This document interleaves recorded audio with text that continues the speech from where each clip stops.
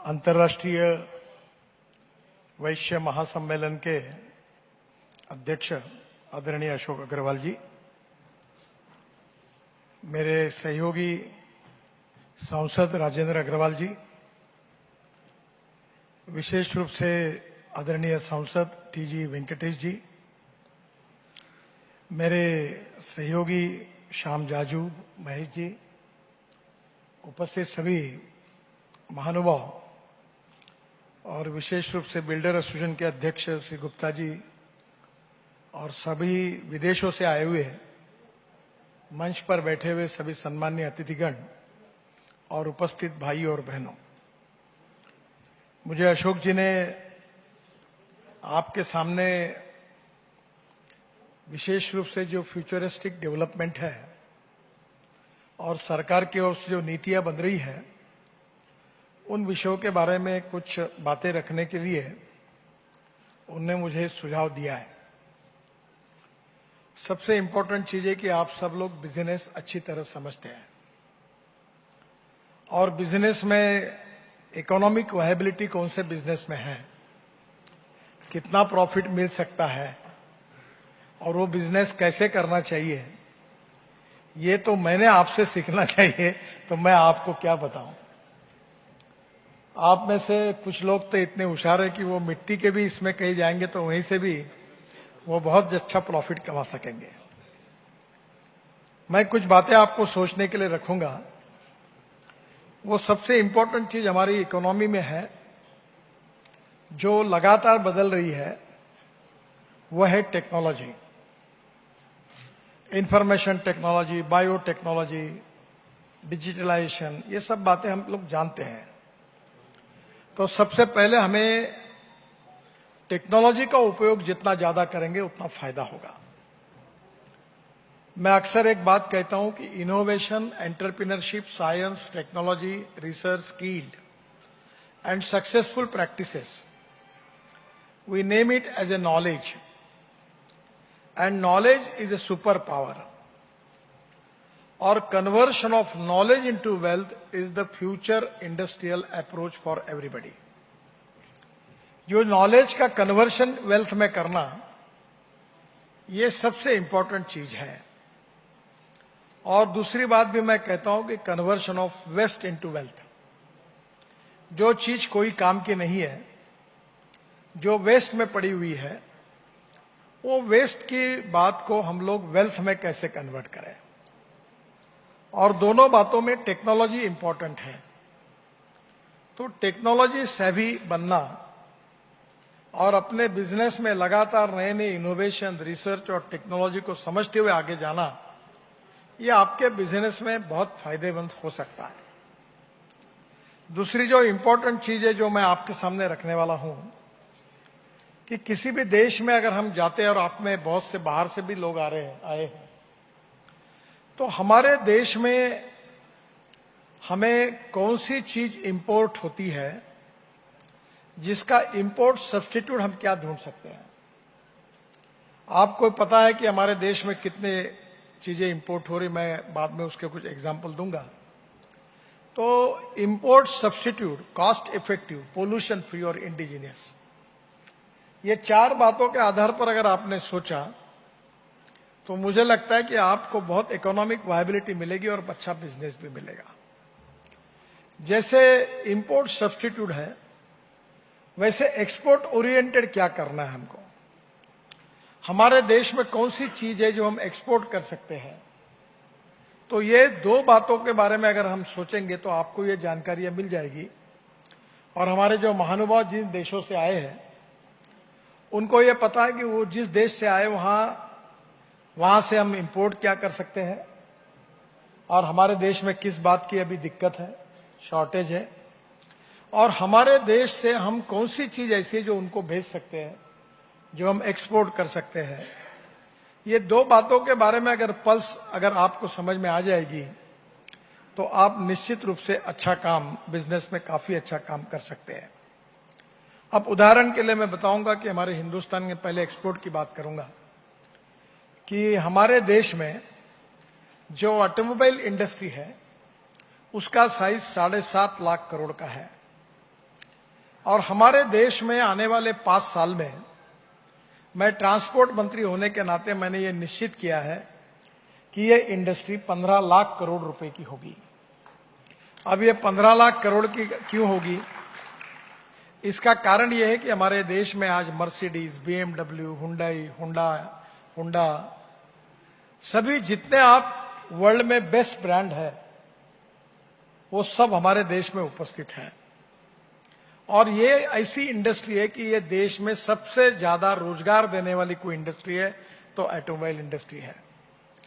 देश में सबसे ज्यादा रेवेन्यू सरकार को और राज्य सरकार और भारत सरकार को देने वाली है तो ये इंडस्ट्री है।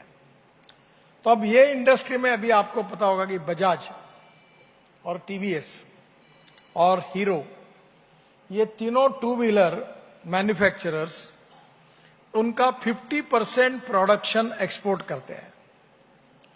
जो आपसे जो महानुभाव आए अफ्रीकन कंट्रीज से, वहां maximum two wheeler Bajaj, TVS और हीरो के टू व्हीलर वहां जाते हैं। आज स्वाभाविक रूप से हमारी ऑटो रिक्शा सब जगह जाती है, टाटा महिंद्रा की ट्रक्स और बसेज जाती है। तो वर्ल्ड में ऑटोमोबाइल में बड़े प्रमाण पर हमने टेक्नोलॉजी को एक्सेप्ट किया है। अब ये जो ऑटोमोबाइल में पहले थे पेट्रोल और डीजल पर चलने वाली गाड़ियां थी, अब हमारे देश में हमने जो नीतियां निर्धारण की है उसमें से ethanol, methanol, biodiesel, bio CNG, LNG, electric और ग्रीन हाइड्रोजन, इन फ्यूल पर देश में काम चल रहा है, जिसका उल्लेख अशोक जी ने मुझे किया कि आप में से बहुत से लोग इसमें काम करना चाहते हैं।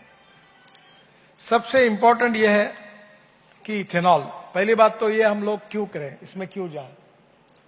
तो हमारे देश का अभी पेट्रोलियम का इंपोर्ट 8 लाख करोड़ का है और अगर 5 साल में ऐसी स्थिति रहेगी तो हमारे देश का इंपोर्ट होगा 25 लाख करोड़ का। तो 25 लाख करोड़ देश के बाहर जाएंगे तो हमारे देश की इकोनॉमी की हालत क्या होगी? और पेट्रोल डीजल के कारण कितना पोल्यूशन होता है ये दिल्ली वाले लोगों को मुझे बताने की आवश्यकता नहीं है। मैं एक बार लंदन में था तो एक भारतीय सज्जन मुझे मिले और मुझे बता रहे थे कि हम जाने वाले थे दिल्ली, हमने टिकट निकाल लिए थे, पर दिल्ली में इतना पोल्यूशन है कि हमने टिकट कैंसिल कर दिया। ये दिल्ली का रेपुटेशन है। तो स्वाभाविक रूप से आज ये जो परिस्थिति है ये डीजल पेट्रोल के कारण काफी पोल्यूशन हो रहा है। मैं अभी खुद एक इलेक्ट्रिक एसयूवी यूज करता हूं नागपुर में। तो इलेक्ट्रिक है ऐसी फ्यूल है कि पेट्रोल के लिए पर किलोमीटर कॉस्ट 10 रुपए है, डीजल के लिए 7 रुपए है और इलेक्ट्रिक के लिए 1 रुपया है। तो इलेक्ट्रिक में कोई आवाज भी नहीं आता और प्रदूषण भी नहीं होता। और इसलिए ये जो इलेक्ट्रिक व्हीकल, इलेक्ट्रिक बसेस अब आ गई। अभी पूना में, मुंबई में, देश में अनेक जगह पर इलेक्ट्रिक बसेस आपको दिखती है। अगर आपको इकोनॉमिक्स समझाना है तो मुंबई में बेस्ट है जो बस चलाती है, एक डीजल की बस जो है वो भले 35-40 लाख रुपए में अच्छी बस मिलती होगी, पर उसकी कॉस्ट पर किलोमीटर 110 रुपए पर किलोमीटर आती है। 100% बायो इथेनॉल पर चलने वाली स्कैनिया की बस जो थी उसकी कॉस्ट करीब 70 रुपए पर किलोमीटर आती है और इलेक्ट्रिक की बस चलाने की कॉस्ट पर किलोमीटर केवल 40 से 45 रुपए पर किलोमीटर आ रही है।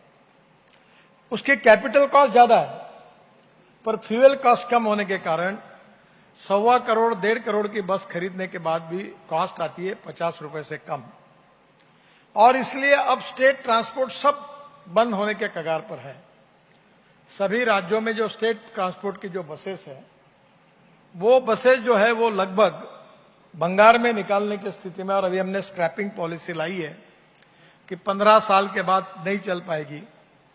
अगर एक बस, अगर जो पुराना ट्रक और बस 15 साल पहले अगर उसको निकाल दिया तो 15 नए ट्रक और बस जितना पोल्यूशन करेंगे उतना वो एक ट्रक कर रहा है।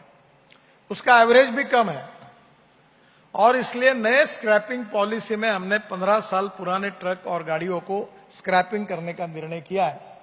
मैं बाद में स्क्रैपिंग में भी बहुत बड़ा पोटेंशियल है वो भी आपको बताऊंगा।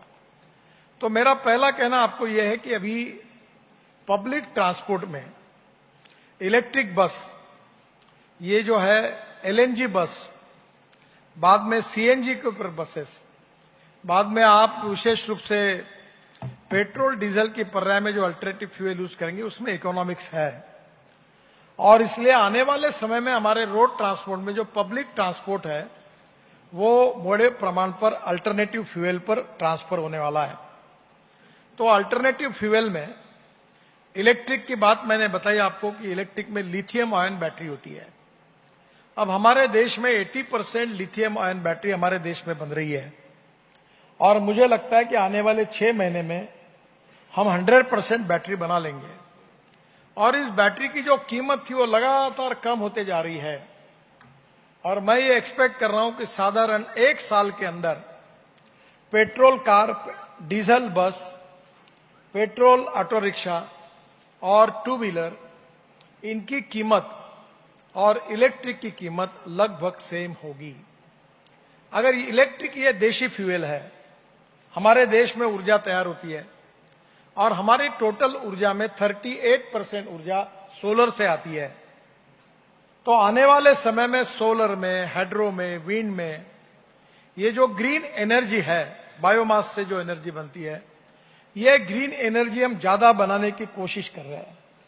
तो अगर इलेक्ट्रिक पर अगर हमारा ट्रांसपोर्ट आ जाएगा तो हम लोग पावर जनरेशन तो लगातार बढ़ा रहे हैं, तो आने वाले समय में हमें निश्चित रूप से हमारी पावर इंडियन होगी, स्वदेशी होगी और इसलिए स्वाभाविक रूप से हमारा इंपोर्ट कम होगा, प्रदूषण कम होगा। अब जो हमारी इलेक्ट्रिक फ्यूल तैयार हो रही है वो थर्मल पावर प्लांट है, कोयले से पावर बनाते हैं। अब वो जो पावर है, कोयले से जो पावर बनती है उसकी कॉस्ट अभी 4.5 रुपए यूनिट है। जो न्यूक्लियर पावर, हाइड्रो पावर, अभी न्यूक्लियर पावर में भी जाने की आवश्यकता है। वो यूरेनियम से बनती थी, यूरेनियम की कमी थी, पर हमारे देश में थेरियम है और थेरियम बेस्ड न्यूक्लियर पावर का भी काम बड़े प्रमाण पर चल रहा है। तो स्वाभाविक रूप से आज विंड में हम लोग काफी आगे गए, विंड पावर भी बड़ी तैयार हो रही है। पर सबसे सक्सेस स्टोरी है सोलर की। सोलर की पावर जब शुरू हुई तो गुजरात में जब मोदी जी मुख्यमंत्री थे तो उन्होंने पावर जब खरीदी की थी 16 रुपए पर यूनिट और आज पावर का रेट आया है 1 रुपया 90 पैसे पर यूनिट। रूफटॉप पर, फैक्ट्री के शेड पर, सब जगह पावर अभी बनाकर सोलर पावर सस्ती हुई है। और ये जो हमारे ग्रिड में टोटल 36% जो सोलर पावर है, हमारा प्रयास है कि जल्दी ही हम लोग 60% पावर सोलर करेंगे। तो ये अगर पावर हो जाएगी तो पावर अवेलेबल है, पावर के रेट कम हो जाएंगे। पर हमारे जो स्टेट गवर्नमेंट के डिस्कॉम है उनकी हालत बहुत खराब है।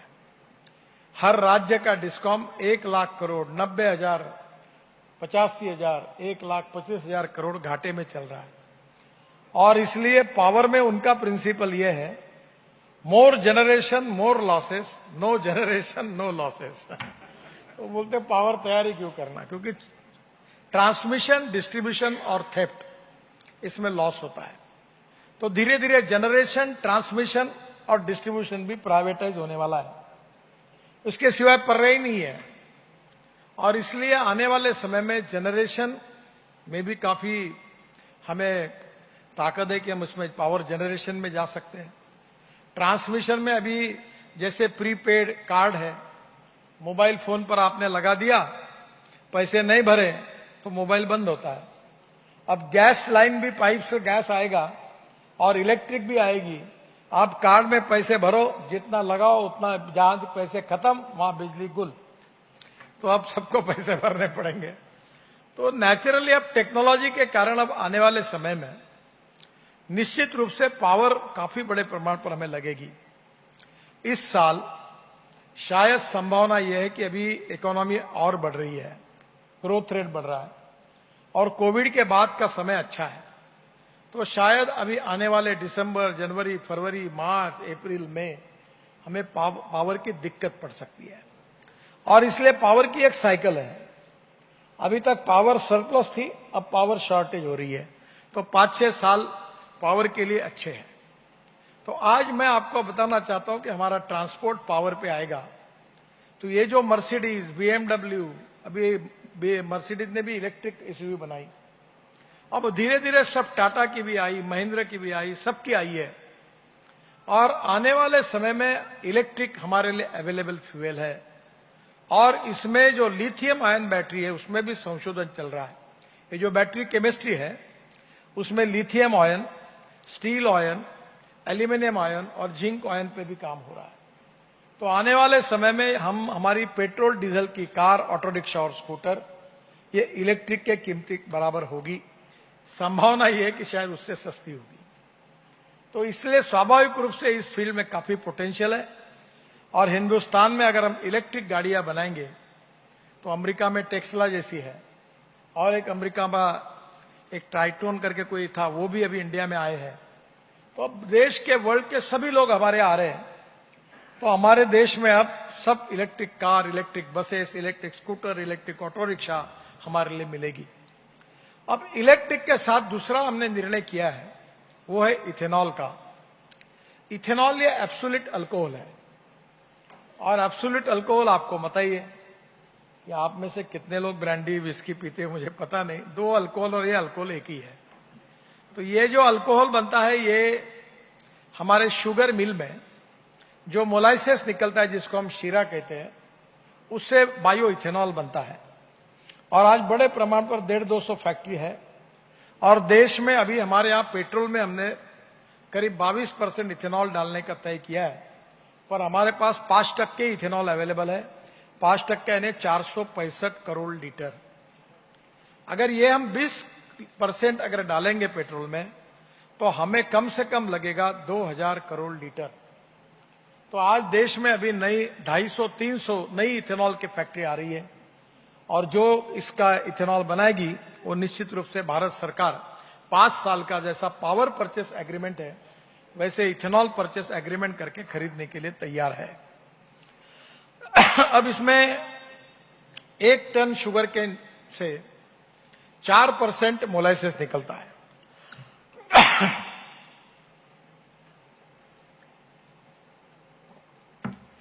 पर हमारी अड़चन यह है कि हमारे पास sugar surplus, rice surplus, wheat surplus, corn surplus.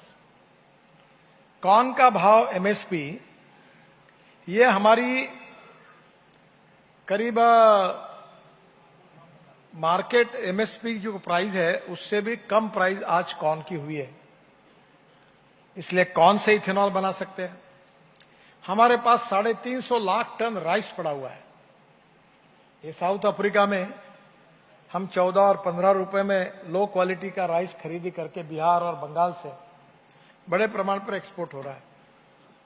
तो ये राइस हमारे पास सड़ा हुआ पड़ा हुआ है बहुत, हम उससे इथेनॉल बना सकते हैं। हम कोई भी फूड ग्रेन से अब इथेनॉल बना सकते हैं। इसके साथ साथ जो हमने निर्णय किया है कि शुगर सरप्लस है, इसके बजाय जो मोलाइसेस बनता है उसमें और 3% शुगर ऐड करके बीएबी मोलाइसेस बनता है। उसमें 7% शुगर आती है, जो 4% आती थी इसमें 7% आती है। तो बीएबी मोलाइसेस से भी इथेनॉल बनता है। तो आज इथेनॉल के लिए हमारे पास ये रॉ मटेरियल इंडिजिनियस है। और ethanol import substitute, cost effective, pollution free, green fuel है। इथेनॉल की जो कैलोरिक वैल्यू है वो पेट्रोल की तुलना में थोड़ी कम है। पर अभी एक रशिया से एक टेक्नोलॉजी लाई, जिसको मैंने हमारे पेट्रोलियम सेक्रेटरी के पास भी उसका प्रेजेंटेशन करवाया, कि हम इथेनॉल की कैलोरिक वैल्यू पेट्रोल के बराबर कर सकती है। पर मोटे तौर पर आप समझ लीजिए कि अगर हमने अभी हम लोगों ने एक निर्णय किया है, और निर्णय यह किया है कि हम पेट्रोल के इंजन, फ्लेक्स इंजन ही बनाने पड़ेंगे सबको। अभी निर्णय मैं अभी जल्दी ही मैंडेटरी करने वाला हूं। मैंने ऑल इंडस्ट्री को कहा है। अब ये फ्लेक्स इंजन को मैंडेटरी कर रहा हूं, इसका मतलब क्या है?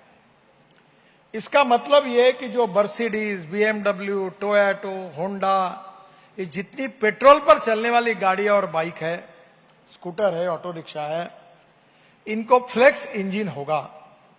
ब्राजील जैसा, कनाडा जैसा, अमेरिका जैसा। ये फ्लेक्स इंजन से कॉस्ट नहीं बढ़ती। एक बॉश कंपनी का एक फिल्टर लगता है और जो मेटल के वॉशर है वो रबर के कन्वर्ट करने, इतना छोटा सा टेक्नोलॉजी है। और यूरो 6, अभी हमने यूरो 6 के इमिशन नॉर्म्स को हमारे विभाग ने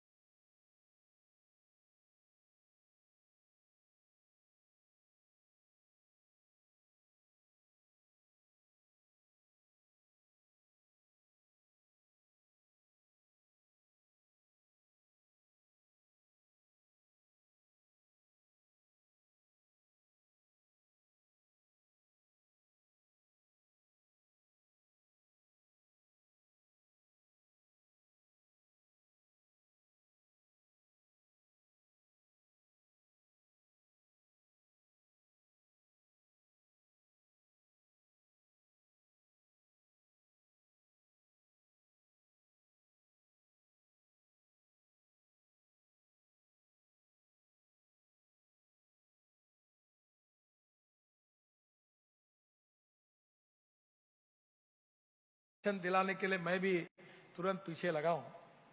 और ये जो एलएनजी का ट्रक है, टाटा भी बना रहे हैं, तो यार उसमें उन्होंने इतने कैपेसिटी की टैंक बनाई है कि एक बार ट्रक और बस एक बार अगर एलएनजी भर दिया तो 1400 किलोमीटर वो चल सकेगी, तो बीच में भरने की आवश्यकता ही नहीं है। तो एलएनजी जो है वो आपको नेचुरल गैस से आता है, पर मैं जो बात कर रहा हूं वो आपकी जो परली है राइस स्ट्रॉ, 5 टन ऑफ परली, इससे 1 टन बायो एलएनजी तैयार होता है। एलएनजी को कंप्रेस करने से सीएनजी तैयार होता है, जो दिल्ली में यूज करते हैं। मैंने अपने खुद का ट्रैक्टर डीजल का एलएनजी पर कन्वर्ट किया, अपना बायो सीएनजी पर कन्वर्ट किया है। तो वो ट्रैक्टर जो है मैं 1.25 लाख रुपए साल के बचा सकता हूं, क्योंकि डीजल के रेट में और उसके रेट में उतना फायदा है। अगर उत्तर प्रदेश, बिहार और पूरे देश के किसानों ने अपने ट्रैक्टर को अगर सीएनजी या एलएनजी पे कन्वर्ट किया तो 1.25 लाख रुपए एक किसान के बचेंगे, तो उनके लिए कितना बड़ा फायदा होगा। और ये जो परली जलाते हैं हरियाणा, पंजाब और उत्तर प्रदेश के पश्चिमी उत्तर प्रदेश में, उससे पूरा पोल्यूशन होता है।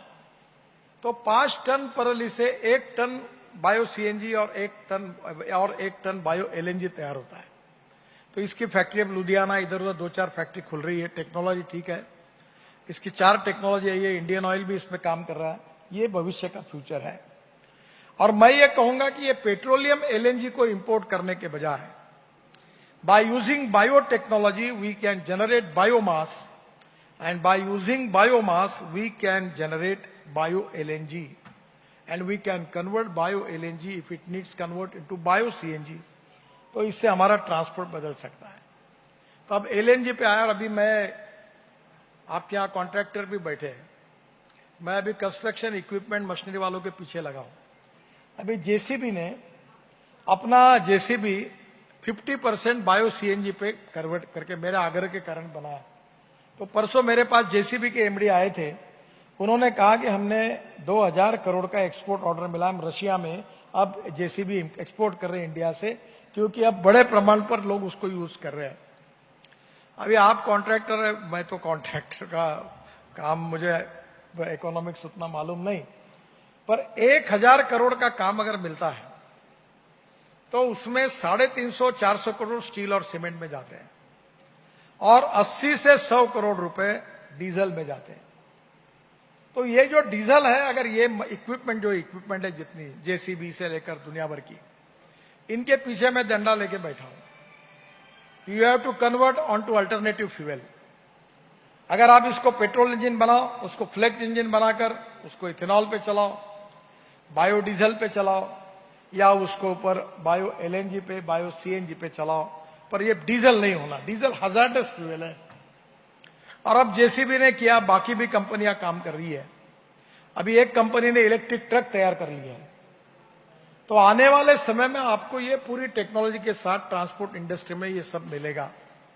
तो इसलिए स्वाभाविक रूप से एलएनजी के कारण 1000 करोड़ का अगर आपको कॉन्ट्रैक्ट मिला, तो मेरा आपसे सुझाव है कि आप 100 करोड़ का अगर डीजल यूज कर रहे हैं तो आप 60 करोड़ में, यानी 40 से 50 करोड़ आपका एक कॉन्ट्रैक्ट में सेविंग होगा, अगर फ्यूल बदल जाएगी तो। उल्टा पोल्यूशन भी नहीं होगा। आप टेक्नोलॉजी को करिए। अभी मैं सब्जेक्ट पे वो नहीं हूं, पर आपको कॉन्ट्रैक्टर को एक सुझाव दूंगा। ये जो बिल्डिंग बनी है, तो इधर एक पिलर है, इधर एक पिलर है। तो हम जब ब्रिज बनाते हैं तो 2 ब्रिज के बीच में जो डिस्टेंस होता है वो 30 मीटर होता है। अभी मलेशिया में एक टेक्नोलॉजी आई है, सिंगापुर में, मलेशिया ने अप्रूव की है, ये कॉन्ट्रैक्टर इनको मालूम होगा।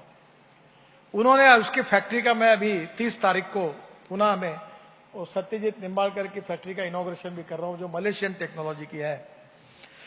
उन्होंने क्या किया है कि 30 मीटर के बजाय ये 120 मीटर किया। Distance between 2 pier is 120 metre, यानी नीचे के बीच के 3 पियर हटा दिए, तो कॉस्ट 40%, 30% कम हो गई। और ये अगर कम हो जाएगी तो उनने क्या किया, जो ऊपर का जो बीम है वो कास्टिंग उसका किया है, वो स्टील फाइबर में है। और ये स्टील फाइबर कहां से आ रहा है? ये स्टील फाइबर आ रहा है कि जो पुराने टायर है इसको भारत में इंपोर्ट करने के लिए बंदी थी। मैंने इन्वायरमेंट मिनिस्टर को कहा ये देव बंदी, इसको उठाओ। और देश भर के पुराने टायर जो खराब हुए हैं उससे रबर की पाउडर निकालकर रबराइज बिटुमिन ये रोड में जाएगा, जिससे रोड अच्छे बनेंगे। और दूसरी और ये जो वायर निकलेगी टायर की, इसको काट काट के उसकी मशीन है बड़ौदा में, तो उससे जो स्टील फाइबर निकलेगा वो प्रीकास्ट के बीम में जाएगा। और वो बीम की स्ट्रेंथ इतनी ज्यादा है कि ये मेट्रो के पियर 30-30 मीटर पे है, ये 120 मीटर हो जाएंगे। हमारे फ्लाईओवर, आरओबी सबके डिस्टेंस बढ़ जाएंगे, तो कंस्ट्रक्शन कॉस्ट 30 से 40% कम होगी। और ये स्टील काय के लिए खरीदना, इतना महंगा कर रहे स्टील और सीमेंट। मैं तो पीछे पड़ा हूं कि इसका यूज ही कम करो। जब तक इनका डिमांड कम नहीं होती तब तक इनके रेट्स जमीन पर नहीं आते। तो ये वेस्ट है। तो आप इवन बिल्डिंग कंस्ट्रक्शन में भी आप पूना में जाकर वो फैक्ट्री देखो, उसके जो नॉर्म्स है, स्टैंडर्ड्स है, वो मलेशिया और सिंगापुर में बने हैं। मैंने यहां से एक एक्सपर्ट की टीम भेजी थी, एलएनटी में वेंकट रमन करके एक्सपर्ट है, उनके साथ काफी अधिकारियों को भेजा, वो कन्विंस हुए, मुझे रिपोर्ट आया। अब मेरा आपसे सुझाव है कि आप बिल्डिंग में भी ये जो जगह जगह पे जो पियर खड़े करते हो उसके बजाय 120 मीटर तक आप जा सकते हैं। आपका कॉस्ट ऑफ कंस्ट्रक्शन कम होगी, रोड में, ब्रिजेस में कम होगी। तो मैं आपको यही कह रहा था कि ये जो टेक्नोलॉजी है कि उसी से स्टील का उपयोग भी कम होगा। तो आप रोड कंस्ट्रक्शन में अगर ये मशीनरी भी अल्टरनेटिव फ्यूल पे आएगी, जैसे अभी बायोडीजल है, बायोडीजल किसी भी ऑयल से बनता है पर कॉस्टली हो जाएगा। आपको पता होगा हमारे यहां नॉन एडिबल ऑयल सीड है, अखाद्य तेल बिया, जिसमें रतनजोत, मोह, साल, करंश, टोली, ये ब्रिजमोहन अग्रवाल जी के भाई बैठे हैं। ये छत्तीसगढ़ में बड़े प्रमाण पर इसका क्या हुआ है कि पर एकड़ प्रोडक्शन कम है। तो बायोटेक्नोलॉजी का उपयोग करके ये नॉन एडिबल ऑयल सीड को वेस्ट लैंड में अगर लगाया तो इससे हम लोग बायोडीजल बनाते, जो डीजल से कई गुना अच्छा है। अभी 50% डीजल में हम वो डाल सकते हैं। अब क्या कर रही है, जो बायोडीजल देश में बन रहा है, जो मलेशिया में जो पाम का रेसिड्यू होता है, लो क्वालिटी का तेल, उससे हम बायोडीजल बना रहे हैं। और वो डीजल से वैसे 5-7 रुपए सस्ता है पर लीटर। पर आज हमारे देश में उसका एडिबल ऑयल सीड ऐसी कोई नहीं है, ऑयल तो हम शॉर्टेज में है। तो बायोडीजल पे भी हम यूज कर सकते हैं, एलएनजी पे भी कर सकते हैं, अब इलेक्ट्रिक पर भी जा सकते हैं और इथेनॉल पे भी जा सकते हैं। तो हमारे देश का इंपोर्ट बचेगा, कॉस्ट बचेगी, प्रदूषण कम होगा। तो आने वाले समय में ये बहुत उपयोगी, और इसमें समय की कमी है क्योंकि बताने लायक तो बहुत है। इसमें आखिरी जो है वो ग्रीन हाइड्रोजन है। ये ग्रीन हाइड्रोजन यानी आप पानी में हाइड्रोजन और ऑक्सीजन है, और एक इलेक्ट्रोलाइजर है जो इलेक्ट्रोलाइजर पानी से एनालिसिस करके हाइड्रोजन और ऑक्सीजन को अलग करता है। तो मैं अभी एक प्रोजेक्ट कर रहा हूं कि हमारे यहां, आपके यहां मथुरा में, मैंने एक मैं जब वाटर रिसोर्सेज मंत्री था तो मथुरा में मैंने एक प्रोजेक्ट किया कि मथुरा का जो स्लज था 80 mld, अब मथुरा इतना धार्मिक अपना शहर, इतनी गंदगी है वहां, तो मैंने वो 80 mld स्लज लेकर एक प्रोजेक्ट वहां डाला है यमुना के बाजू में। तो यमुना में पूरा प्रदूषण होता था, और वो प्रोजेक्ट ऐसा है, त्रिवेणी इंजीनियरिंग करके कंपनी ने लिया है, वो हाइब्रिड एन्यूटी में है, जैसे रोड बनाते हैं वैसे वो प्रोजेक्ट बनाया था। और वो ऐसा है कि उसमें से हर साल जो पानी शुद्ध होगा वो त्रिवेणी इंजीनियरिंग वो इंडियन ऑयल के रिफाइनरी को मथुरा में देंगे। उसके बदले में वो 20 करोड़ रुपए साल के वो त्रिवेणी इंजीनियरिंग को देंगे, और जो प्रोजेक्ट खड़ा होगा उसमें 40% सरकार के होंगे और 60% हाइब्रिड एन्यूटी में त्रिवेणी इंजीनियरिंग के होंगे, और प्रोजेक्ट लगभग पूरा हुआ। तो ये जो गंदा पानी है, मैं हमारे शहर में 7 साल पहले हमारे शहर का जो सीवेज वाटर है, टॉयलेट का पानी, हम महाराष्ट्र सरकार को भेजते हैं। और जब मैंने इसका जिक्र किया कि ये पानी बेचेंगे तो लोग मुझे हंस रहे थे। हमारे मेयर बोले आप कुछ भी बोलते हो, ये कैसे संभव है। पर आज हमारी म्युनिसिपल कारपोरेशन टॉयलेट का पानी बेचती है और हमको 300 करोड़ रुपए साल की रॉयल्टी मिलती है, 300 करोड़ रुपए। तो अभी हमने तय किया है कि वो पानी में हमारा जो कचरे का डंप यार्ड है वहां हम सोलर पावर तैयार करेंगे रूफटॉप, और सोलर पावर फुकट में होगी, और वो पावर में पानी फुकट में होगा, और इलेक्ट्रोलाइजर से ग्रीन हाइड्रोजन बनाएंगे। अब मैं ये सब बातें लोगों का विश्वास ही नहीं पड़ता। अभी मैंने परसों विक्रम किर्लोस्कर को कहा कि मुझे ग्रीन हाइड्रोजन की गाड़ी दो दिल्ली में, अभी 1 महीने में ले रहा हूं, और फरीदाबाद में इंडियन ऑयल ग्रीन हाइड्रोजन बनाती है, तो वो डाल के मैं कम से कम ग्रीन हाइड्रोजन 100% घुमाऊंगा, तब लोगों को पता चलेगा कि ये अच्छा है, जैसे अभी इलेक्ट्रिक पा है। तो ग्रीन हाइड्रोजन ये पेट्रोल डीजल से कई गुना अच्छा है।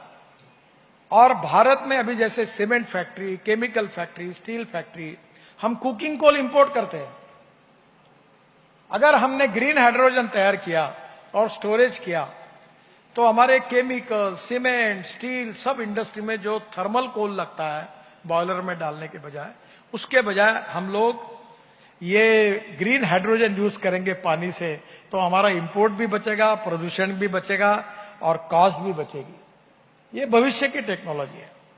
अभी मैं शुगर में आपको बताने के लिए भूल गया, अभी थर्मेक्स कंपनी ने ऐसा बॉयलर निकाला है कि डिस्टिलरी में जो स्पेंट वॉश निकलता है वो स्पेंट वॉश बॉयलर में जलता है पूरा, और उसमें से पोटैश निकलता है, और पोटैश हम पूरा इंपोर्ट करते हैं। तो भारत सरकार ने अब पोटैश पे ऊपर, ये जो पोटैश निकलेगा एक डिस्टिलरी में 100 टन पर डे निकलेगा, तो ये पोटैश जो है ये हम किसानों को फर्टिलाइजर के लिए दे सकते हैं। यानी waste to wealth and knowledge to wealth, ये 2 बेसिक फिलॉसफी है।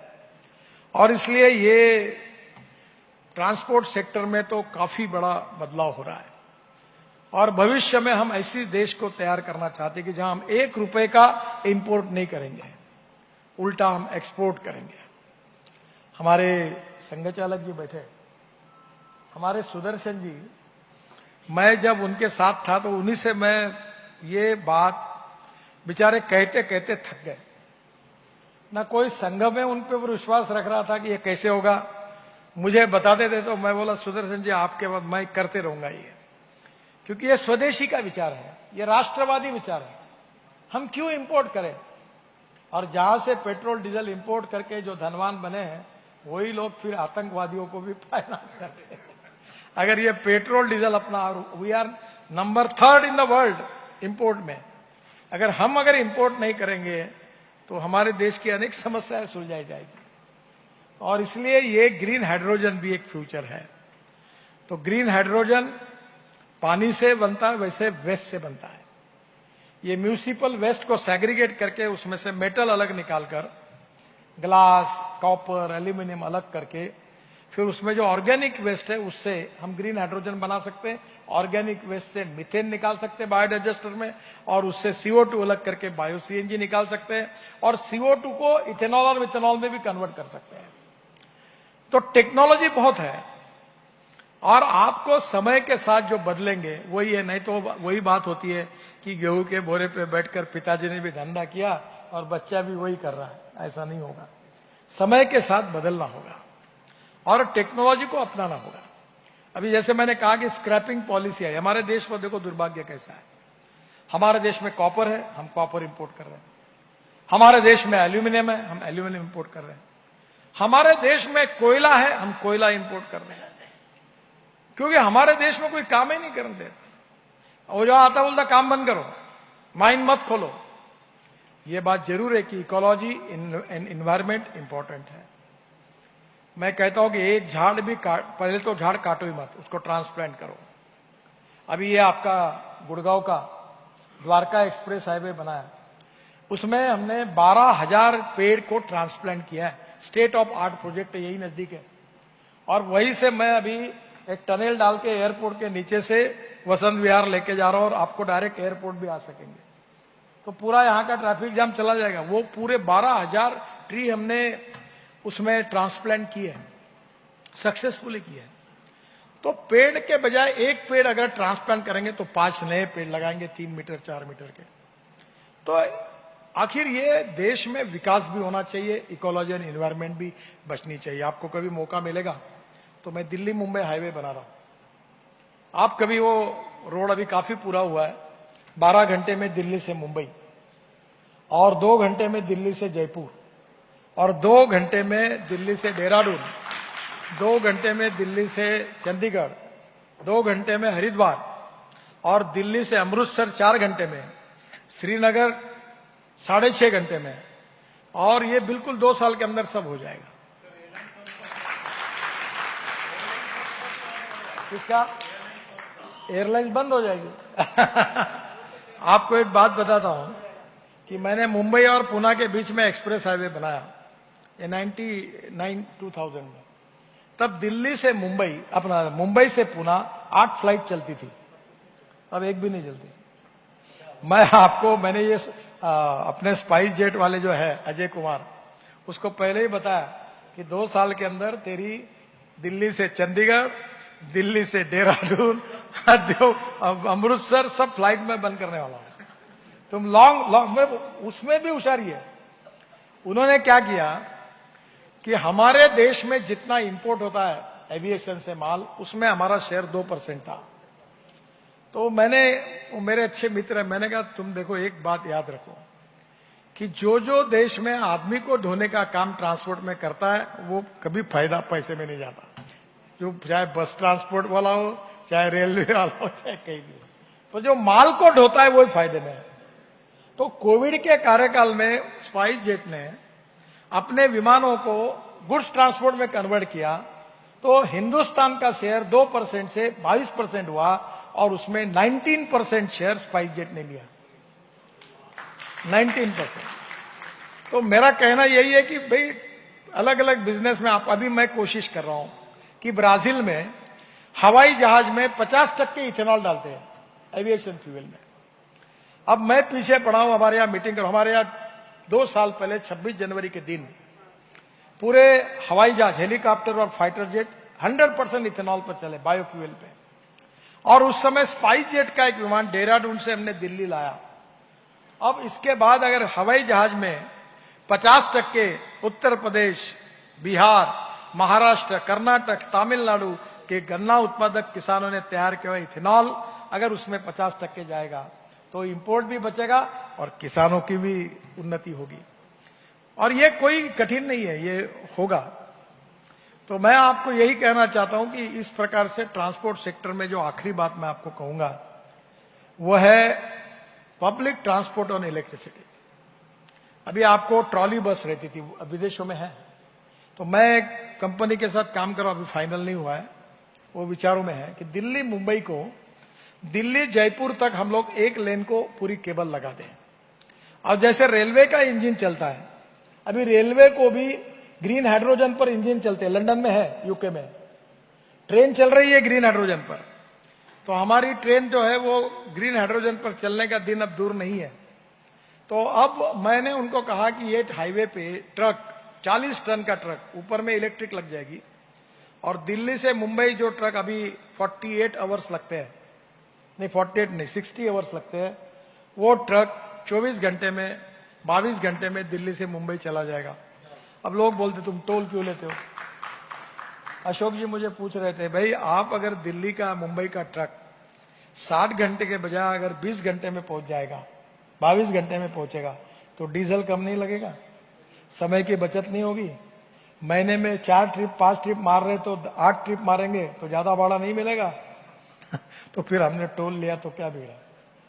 हम भी कर्जा निकाल के रोड बना रहे हैं। आप बोलोगे हम टोल नहीं देंगे तो हम रोड नहीं बनाएंगे, हमारे पास पैसे नहीं है, तो फिर आप रोड कैसे बनाएंगे? अब आपको यहां इस होटल में आपने कॉन्फ्रेंस ली तो किराया दिया होगा ना, ये 5 स्टार होटल है ना, यहां का चाय 300 रुपए कप मिलता है।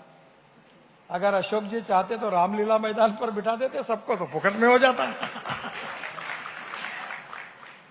If you want good services you have to pay for it. और ये कोई भुर्दंड नहीं है। अगर दिल्ली से देहरादून 2 घंटे में जाओगे, अभी कितने पहले 8 घंटे लग रहे थे ना, 10 घंटे लग रहे थे, तो 8 घंटे का पेट्रोल डीजल गेयर बदल बदल के ब्रेक मार मार के जा रहे हो, समय भी बचेगा, पेट्रोल भी बचेगा, उसका थोड़ा बहुत हमको दो। तो ये कोई भुर्दंड नहीं है, ये चार्ज नहीं है, और इसलिए अभी हम वो इलेक्ट्रिक पर कन्वर्ट करने की कोशिश कर रहे हैं। बाद में रोपवे, केबल कार, फेनिकुलर रेलवे, इसका भी काम मेरे पास है और अभी हम उस पर भी काम कर रहे हैं। करीब हिल एरिया जो है वहां हम लोग ऐसे ऐसे डीजल से रोड से फूकते हुए जाते हैं, इसके बजाय डायरेक्ट 5-7 मिनट में ऊपर चले जाएंगे। तो बड़े प्रमाण पर अभी हिमाचल प्रदेश में 15 रोपवे बना रहे। तो ये मुझे आपको यही कहना है कि इसमें भी काफी पोटेंशियल है, और आने वाले समय में हमने गंगा में, हमने जलमार्ग बनाया, और मेरा सपना था कि सोनीपत और पानीपत में भी यमुना को शुद्ध करने के लिए मैंने प्रोजेक्ट डाले, वो भी पूरे हुए। दिल्ली को 6000 करोड़ रुपए दिए यमुना की गंदगी पानी दूर, वो भी प्रोजेक्ट लगभग पूरे होते आए। और मैंने उस समय वाराणसी से हल्दिया जलमार्ग बनाया, 3 मीटर का ड्राफ्ट मेंटेन करके। हल्दिया से बंगाल की खाड़ी है, और बाद में ब्रह्मपुत्रा में पूरा ड्रेजिंग कर दिया, और बांग्लादेश में जाकर वहां के प्रधानमंत्री जी के रिक्वेस्ट पर 250 किलोमीटर जाकर मुंगली पोर्ट तक भी रोड बना दिया, वाटरवेज, वहां भी ड्रेजिंग कर दिया। अब मेरी कल्पना ये थी कि केशव मौर्य जी मेरे पास आए, पीछे पड़े कि वाराणसी को प्रयागराज से जोड़ो, तो वो भी मैंने 1.5 मीटर 2 मीटर का ड्रेजिंग कर दिया है। अब इलाहाबाद से यमुना जो होती है, गंगा और यमुना का संगम है, वहां से ड्रेजिंग करके अगर हम दिल्ली आएंगे और दिल्ली से होकर पानीपत सोनीपत से शुरू करके अगर यमुना में ड्रेजिंग करेंगे, तो मेरी कल्पना यह थी कि south east Asia, Indonesia, Malaysia, China, north east, यहां का माल पानी से जाए। अब लगभग 70% काम मैंने कर दिया, यमुना केवल बाकी रही। वो भी वर्ल्ड बैंक में मैंने सबमिट किया था रिपोर्ट, अब वो डिपार्टमेंट मेरे पास नहीं है। पर आप समझिए कि मैं जो बात कह रहा हूं वो कितने आपके फायदे की है। अगर आप रोड से जाते तो 10 रुपए खर्चा, रेलवे से जाते तो 6 रुपए खर्चा, और पानी से जाते तो 1 रुपए खर्चा। और वो बार्ज को अगर मैंने एलएनजी पे कन्वर्ट कर दिया, या कोयले से जो मिथेनॉल बनता है, जो डीजल का वो 16 रुपए लीटर है, तो वो अगर उस पर अगर हमारा इंजन आ गया, ऑलरेडी इंजन है उसके, तो हमारा खर्चा 50 पैसे होगा। अगर लॉजिस्टिक कॉस्ट हमारे देश की 16-17% है, चाइना की 8 से 10% है, और यूरोपियन कंट्रीज की 12% है, अगर ये हमारी 10% आएगी तो हमारा एक्सपोर्ट दुगना होगा और हम इकोनॉमिकली वायबल होंगे। तो ये जलमार्ग प्रयागराज तक तो हुआ है, इलाहाबाद तक, और स्वाभाविक रूप से अभी गंगा में भी जहाज चलने लगे हैं। तो मेरी कल्पना थी कि हमारे यहाँ एमपीबीएस सी प्लेन हमने लाया था उस समय भी, ये जो सरदार सरोवर के लिए बीच में वो शुरू हुआ था, तो ऑलरेडी वो बहुत पोटेंशियल का है। तो वो कल्पना ये थी कि ये दिल्ली में यमुना में हवाई जहाज उड़ेगा और 15 मिनट के अंदर आगरा के पीछे, ताजमहल के पीछे उतर जाएगा, 1 घंटे में ताजमहल देखेंगे, फिर वही एमपीबीएस सी प्लेन में उड़ जाएंगे और हम लोग फिर मथुरा अपना दिल्ली आकर उतर जाएंगे, और यहां से एयरपोर्ट 2 घंटे में ताजमहल देखना हो जाएगा। तो कितने टूरिस्ट जाएंगे? अभी एमपीबीएस सी प्लेन भी कोई बड़े 18 करोड़ का प्लेन है, आप लो उसको, 18 करोड़ में 18 सीटर है, मालदीव में है, आप में से बहुत लोग मालदीव गए होंगे। और एमपीबीएस सी प्लेन है, एयर स्ट्रिप पे भी उतरता है और पानी पे भी उतरता है। तो मुझे लगता है ये आने वाले समय में सब सेक्टर में टेक्नोलॉजी रिवोल्यूशन हो रहा है, और टेक्नोलॉजी से लॉजिस्टिक कॉस्ट कम होगी, और लॉजिस्टिक कॉस्ट कम करने के बाद एक्सपोर्ट बढ़ेगा, और एक्सपोर्ट बढ़ने के कारण मैन्युफैक्चरिंग सेक्टर बढ़ेगा, मैन्युफैक्चरिंग सेक्टर बढ़ेगा तो रोजगार निर्माण होंगे, रोजगार निर्माण होंगे तो ग्रोथ रेट बढ़ेगा, पर कैपिटा इनकम बढ़ेगा, और दोनों बढ़ेंगे तो भारत आत्मनिर्भर बनेगा। तो मुझे लगता है कि ऐसी बहुत सी बातें हैं कि जो फ्यूचरिस्टिक टेक्नोलॉजीज है, जो अलग अलग सेक्टर में है, उसका सेक्टर वाइज आप लोग जरूर अध्ययन करिए। हमारे डेवलपमेंट का यही रोड मैप है कि हमको विश्व की नंबर 1 की सुपर इकोनॉमिक पावर, महाशक्ति बननी है, आर्थिक पावर, और देश को भय, भूख, आतंक और भ्रष्टाचार से मुक्त करना है, और गांव, गरीब, मजदूर, किसान का कल्याण करना है। आप जो बिजनेस करते हो, कभी कभी लोग जो पैसा कमाते हैं उनके प्रति समाज में घृणा फैलाने वाले भी कुछ लोग होते हैं। मैं कहता हूं ये वेल्थ क्रिएटर नहीं है, ये एम्प्लॉयमेंट क्रिएटर है। आप कितने लोगों को रोजगार देते हो, ये प्रश्न महत्वपूर्ण है। और इसलिए एम्प्लॉयमेंट क्रिएटर, वेल्थ क्रिएटर, ये सब करना है तो एंटरप्रेन्योरशिप चाहिए। We have college of management, college of human resource, all type of institute we have, but we don't have institute of entrepreneurship. और आप लोगों को एंटरप्रेन्योरशिप जन्म से ही मिलती है बिकॉज ऑफ द क्लाइमेट जो होता है घर का, उसके कारण घर में बिजनेस का माहौल होता है, तो छोटा बच्चा भी तुरंत समझ लेता है किसमें प्रॉफिट है किसमें नहीं है, और भविष्य में अच्छा बिजनेस करता है।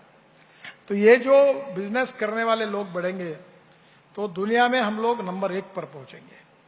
तो एंटरप्रेन्योरशिप को बढ़ाओ, कॉस्टिंग को कम करो, टेक्नोलॉजी को स्वीकार करो, नॉलेज का कन्वर्शन वेल्थ में करो, वेस्ट का कन्वर्शन वेल्थ में करो, और रोजगार का निर्माण करो, और देश की ग्रोथ रेट में कंट्रीब्यूट करो, और निश्चित रूप से इंपोर्ट को कम करो और एक्सपोर्ट को बढ़ाओ।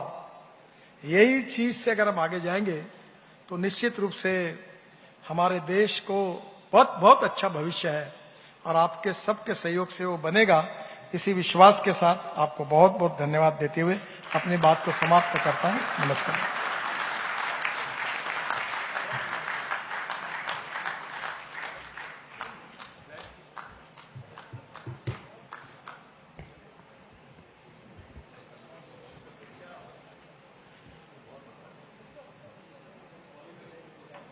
Thank you so much, sir. I'll request sir to start the question answer.